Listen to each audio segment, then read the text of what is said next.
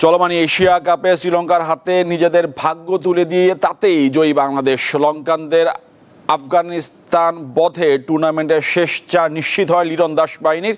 সেই সাথে জায়গা করে নিয়েছে দুই চিরপ্রতিদ্বন্দ্বী ভারত ও পাকিস্তান। ফ্যাব ফোরের লড়াই হবে একে অপরের বিপক্ষে।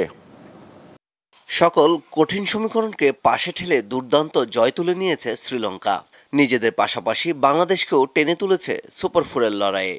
গ্রুপ পর্বে 3 ম্যাচের সবকটিতে জিতে 6 পয়েন্ট নিয়ে বি গ্রুপ সেরা হয়েছে লঙ্কানরা। আর 2 ম্যাচ জেতা বাংলাদেশ 4 পয়েন্ট নিয়ে গ্রুপে হয়েছে রানার্স আপ।